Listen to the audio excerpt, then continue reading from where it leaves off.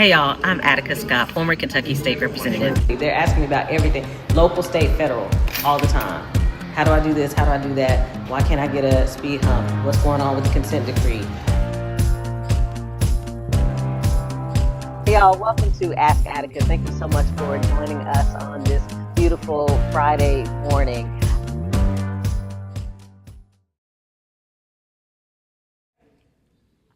Hey y'all, welcome to Ask Attica with our special guests from the ACLU of Kentucky, Amber Duke, and the Louisville Urban League, Lyndon Pryor. And they're going to be talking about the community commitment from consent decree to community power. And KFTC, Kentuckians for the Commonwealth, is also a co-host of that event. So I want to get right into it because I want to always respect and value your time. So can y'all share with us, because at this point folks know the ACLU and Urban League, so we don't need to go into the work of the ACLU and the Urban League.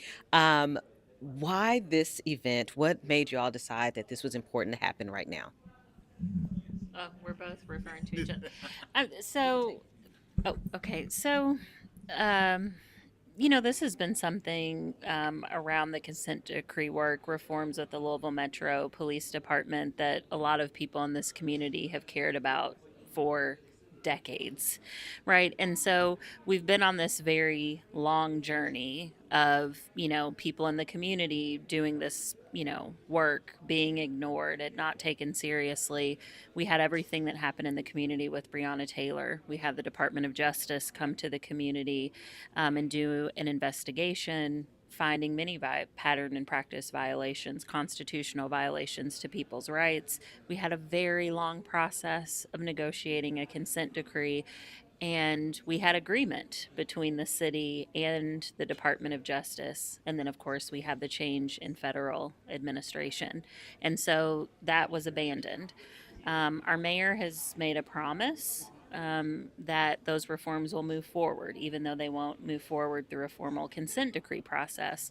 And I think, a lot of us are saying we need more than just a promise from this, particular administration and this particular police chief. We actually need for this to be an ordinance. We're not going to have a federal judge that's monitoring it. So, can the Louisville Metro Council be the accountability body that makes sure that these reforms actually get done? That they don't stay in a memo and that they don't stay on a shelf. So Lyndon might want to say more about, recent events here in the city have really underscored the urgency around this work.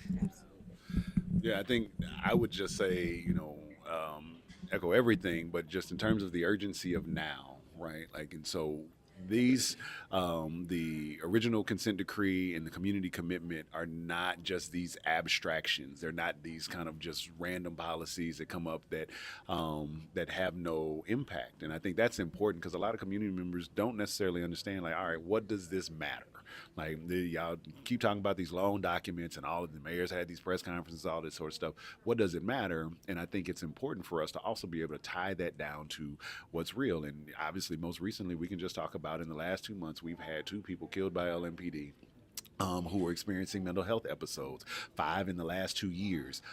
Just that alone, that is something that was explicitly laid out in the consent decree, that this was a problem for LMPD and that they needed to do a lot more in order to improve the way in which the city responded, right? And so when we talk about these things need to be codified into ordinance, that we really need to talk about adherence to what has been recommended, it's really about life and death for people every single day. And so how do we connect those dots for people in the everyday who are just like, what are these things? What are you talking about? What does it matter? And that's what this is really about. Awesome. Thank you. And so, Lyndon, last year when Stay Live Streams actually had this series of conversations around the consent decree, you were one of the guests to talk about the consent decree. So can you share with folks who are listening in what they can expect at this community conversation that y'all are doing together? So part of it is going to be to talk about, again, what the consent decree is, what the community commitment is, like what those documents are, what they contain, why they are important. But then we're going to talk to Amber's earlier point around like why this needs to be more than just writing on a piece of paper, why it needs to be more than just the mayor's commitment. It needs to be something that is codified because it needs to outlive him and his administration. We need something that has some real teeth to it. And so we're going to talk about how we do that and why that's important. And then we're going to talk about some of the finer points of the document itself. Where are other things outside of the mental health responses? What are some other places that it's going to actually intersect and make a difference in community, and how can community get involved and be supportive of that? And I'll just add to that that I mean, I really do hope that it's a conversation. I mean, I think from our end, earlier this week, Lyndon drafted a statement about the firing of the police officer in the latest case that happened, and there were all of these points that were pulled out of the consent decree documents. As people who are working in policy all the time, it's like, yes, we can rattle these things out. Oh, it was in this section. Oh, it was on page 96. We recognize that folks who are out here living day to day, I mean, folks just have questions of like, well, we heard something was going on with that, but then we heard the administration change and it wasn't going anywhere. So people think, oh, it's totally dead. What's the difference between what the mayor promised and what the original doc. So I think that trying to just help people get just a solid footing on like, okay, this is what is happening and where this particular work is really important. But I really hope that it is a conversation. I want to hear from people about the questions that they have. I think in a lot of policy discussions, people are just kind of like, well, I mean, y'all work on that stuff at Metro Council or in Frankfurt, but like, it doesn't really mean anything, to me in my life. And so I want to hear what questions people have about the work to kind of help us and help our staffs that are going to be working on this, be able to answer those questions as we continue to work with leaders moving forward. Can I add to that real quick? Because I think I was, as you were talking, Amber, there's another audience that I hope shows up on the 16th with us, and that honestly is Metro Council members, because I think that there is an idea that our Metro Council members actually understand what's happening when it comes to the community commitment or the consent decree, and the reality is not all of them do, and not all of them understand it thoroughly, and that is okay. Let me make sure that I say that. I don't say that as an indictment or as a dig. It's okay. It is a very dense document. It's got a lot of stuff in it. And all of that, it may not seem like it happened fast, but it did happen fairly quickly. And a lot has happened since then, and they've got a lot on their plates. And so I do hope that our Metro Council members will show up so that they can ask questions, so that they can understand what's going on and understand the perspectives of community when it comes to this decree, because they need to know it most of all. And this is an opportunity for them to get informed around what's out there. And so I do hope that they will also attend. Absolutely. And not only so that they can be informed about what's in really both of the documents, and so that they can hear from folks in community about whatever issues or concerns they might have. So have you had the chance to reach out to the council members to invite them? We've invited them. Okay. Now, I don't know if they're, we've invited them. I haven't had responses, and we'll probably send something else as we get a little closer so that they know specifically, hey, you're invited to come. But yeah, I hope all of them come. If it's just a room of 26, then that'd be great. So your council member has 11 days before this event is happening. So make sure you call your council member, because 11 days is not a long time. Call your council member and make sure that they are going to be there. And this is all 26 council members. So for everyone who's watching, make sure that you call your council member. All right, so we're going to take a break, and when we come back, we're going to continue this conversation. I'm going to ask you all to share the details of date, time, location for folks so that they can be sure to show up, put it on their calendars, and we'll see y'all back here in just a moment. Through every note, every performance, the arts connect us. The arts connect us through joy and through awe, bridging cultures and generations. From intimate theaters to the grandest stages, the arts bring us together, reminding us that we're never truly alone. When we experience the arts, we experience each other. Kentucky Performing Arts. The arts connect us.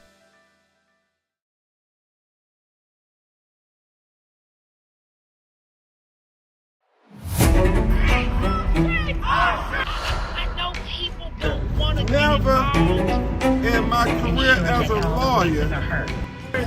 Please step to the side. We have to listen to fight.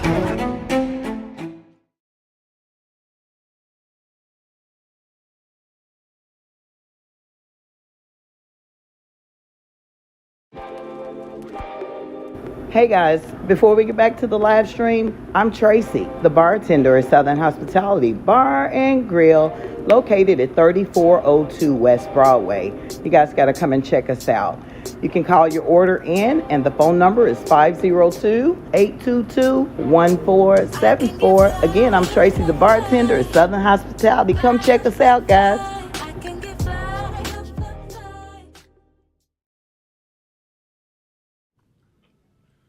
All right, y'all, welcome back to Ask Attica with our guest Amber Duke of the ACLU of Kentucky and Lyndon Pryor of the Louisville Urban League. We're talking about an event that they have coming up on June 16th. But before we get into it, first I want to know, what does your t-shirt say, Lyndon, for folks who can't see it? And then can you talk about something that I know some people who watch have been keeping up with, is with ALIFA, the monitoring group. So can you talk a little bit about what ALIFA's been doing here in the community? So first your t-shirt and then ALIFA. Sure.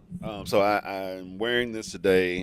There's a cross out of thoughts and prayers as opposed to policy and change, because all the time, obviously, we just recently, again, I referenced the shooting, the LMPD shooting, and we've had other incidents. You know, the mother and daughter who were killed recently in Portland, right? Like, and there's oftentimes this call for thoughts and prayers, right? Like, this is what we do, is, you know, we're gonna keep the family in our thoughts and prayers, and we're gonna do this, and you know, and there may be outcries for support and all that. I mean, the league is going to be helping the family in Portland with some things.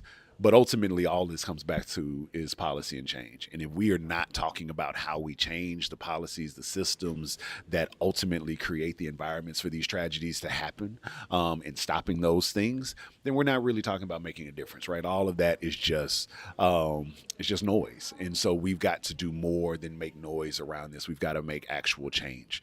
To the point about ALIFA, I'll just say quickly, you know, a monitor has been selected through the community commitment. That is something that the mayor's administration, you know, committed to do, which would have been part of the original consent decree. And that's good. That's a good step. That group, it came down to two of them. That group is a good one. They've done this work in other cities, and I think that they are capable.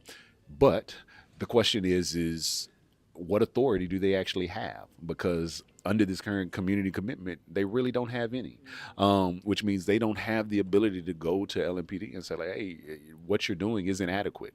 It isn't good enough. It's not thorough enough, or whatever, and you need to change it. And the only way that happens is if the mayor says, like, yeah, I agree, y'all have to do that, right? And that's not the way it really should be. Like, there should be somebody or some entity that is independent of the mayor and his administration to say, hey, listen to the monitor. The monitor needs to do it. Now, the monitor also needs to be engaging with community, and so we'll talk some about that as well. But I just want, you know, people to know that this is how these things connect and why this is important. Yeah, I'll just say that I know that they've been hosting some community meetings, so there are folks that are likely have gone to some of those events that'll be coming to our event, and I know that they're starting to do some conversations with organizations. So actually, the week before our event, I have a meeting scheduled with them next week. Great, thank you. So for folks who are tuning in, we want to give them details on community commitment from consent decree to community power. Again, that's being organized by KFTC, ACLU, and the Urban League. So can you give folks details, date, time, location, so they can put it on their calendar? Well, I should have given it to you because it's on June 16th. It's going to be at 6 p.m. It's going to be at the League. The League is so wonderful in hosting us there. I believe it's going to pop up on the screen. We do have a mobilized link so folks can register and let us know you're going to be there. And I would love, I mean, if we've got an overwhelming amount of people to RSVP and say, if we got to move locations, we will move locations. And so we need everybody to show up. This is that important. I think this is one of the most significant things facing the city right now. And so we need as many people to show up as possible. Absolutely. And folks, please be sure to look for that mobilized link so that you can RSVP because it's helpful. I mean, space is limited. So if you realize that you need a larger space, then because of the RSVPs, then you can find a larger space versus having to turn people away because of fire codes, whatever the case may be. So folks, please do RSVP. That's always important. We're going to take another break. And when we come back, I want to wrap us up, close us out, see what final thoughts you all have that you want to share. Especially as you think about what questions folks who are tuning in might have about this conversation. So we'll see y'all back here in just a moment.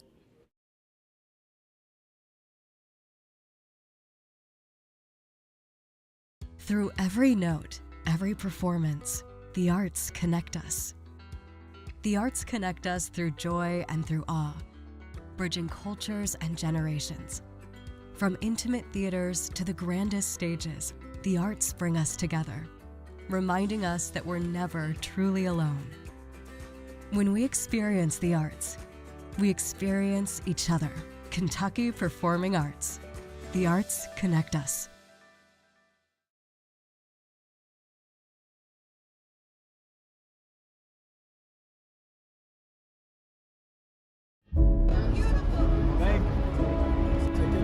Why is everybody like? Why Hey is y'all, I'm everybody Attica fighting? Scott, former Kentucky State Representative, and you're joining me today on State Representative.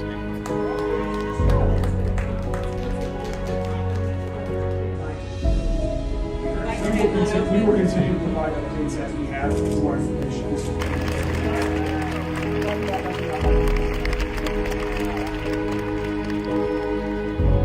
Former Kentucky State Representative, and you're joining me today on State Live Streams.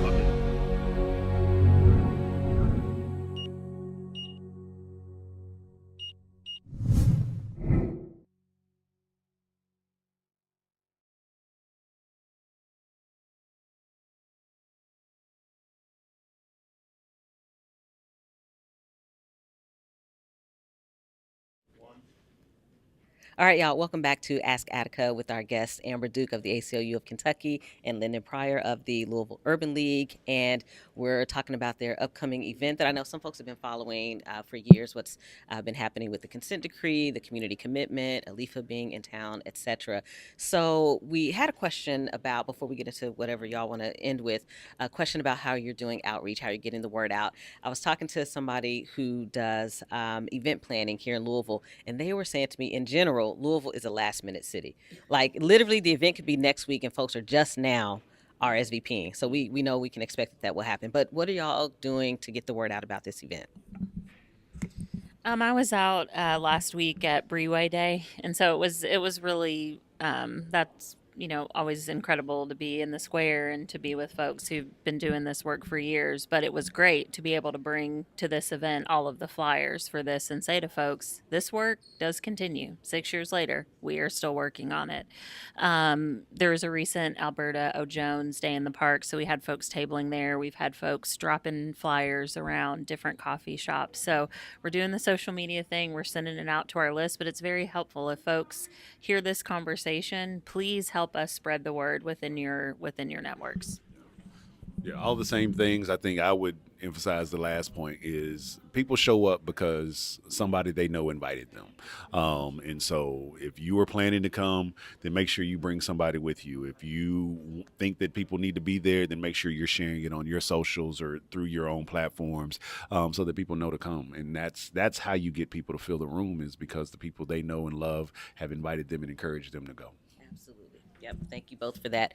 Before we close out, is there anything that y'all want to make sure to share with folks who are watching either about your work or the upcoming event or how they can get involved and engaged? I'll just reemphasize the urgency of now. This is an issue again that has been worked on for decades, and folks have suffered, and folks are still grieving losses that they've had. Folks are tired, and I know that there are some folks that are discouraged and think this is intractable and it's always going to be like this. And so I feel a lot of hope around this renewed effort. I'm always excited when we can partner with the Urban League and with KFTC. And so I hope folks can sort of feel the urgency of now, because as Lyndon said earlier, if we continue with the status quo, we see that we are going to continue to lose lives. And And I would say, I mean, obviously, so grateful for the ACLU's partnership and KFTC, and thank you, Attica, for the opportunity. I don't think I'd be doing my job if I didn't express that this is also an election year, and everything that we're talking about, I can tie it directly back to a vote. What happens with this, what has happened with this, all the way from the federal government pulling out all the way down, is connected to how we as a community voted or didn't vote. And it will be connected in the future to how we vote and how we show up, whether that be at the Metro Council level, at the mayoral level, at the state level, federal, etc. We have to be prepared to engage and vote. And so I know people are disenchanted and feeling, disgusted with politics and candidates and the whole nine. But this stuff matters. It really, really matters. And so we have to prepare our community to not just come on the 16th and talk about this stuff, but in November to show up and make your voices heard so that everybody knows this is something that's important to us, and this is how we want people to show up and want our government to show up for us. And so it is incredibly important to not forget that this is an election issue as much as it is anything else. Absolutely. Thank you for sharing that. I do want to remind folks that right here on Friday, June 19th, Juneteenth, I'll be doing my annual Juneteenth voter registration drive. So I'll have voter cards if y'all need to come and register to vote, if maybe you've had a name change or an address change, or you know someone who's 17 who will be 18 on or before November 3rd, they can vote. So be sure to get them registered as well. I do want to, one question did come to mind as you all were speaking. This is the week of Juneteenth that you're having this event. What's the significance of that?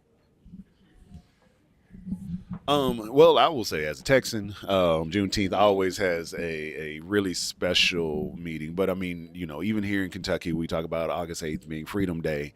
And all of this for me, and I think for the Urban League, is about freedom, right? Like, this is truly about our ability as a community, as citizens, as individuals, to really be able to thrive and live out the fullness of the so-called American dream, right? Like, and you can't do that if the governmental systems and structures are in place are inhibiting you from doing that. And this policing is one of our major governmental systems and structures. And unfortunately, in Louisville, Kentucky, it has not allowed for everybody to exercise and be free as it should. And so how do we get to truly that more perfect union as the writers talked about? And that is by changing the systems and structures and making sure that they work for us. And so when I think about Juneteenth, I think about the work of getting towards freedom for everybody. And this is absolutely a part of that for me.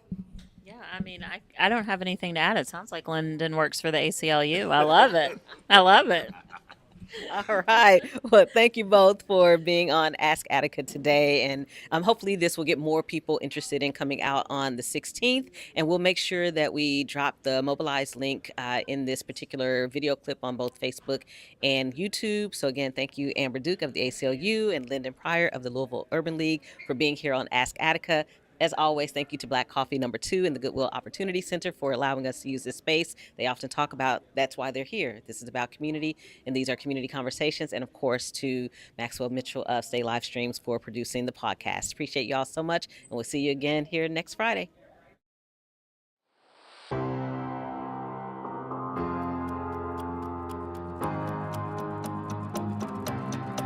Hey y'all, I'm Attica Scott, former Kentucky State Representative. They're asking me about everything, local, state, federal, all the time. How do I do this? How do I do that? Why can't I get a speed hump? What's going on with the consent decree? Hey y'all, welcome to Ask Attica. Thank you so much for joining us on this beautiful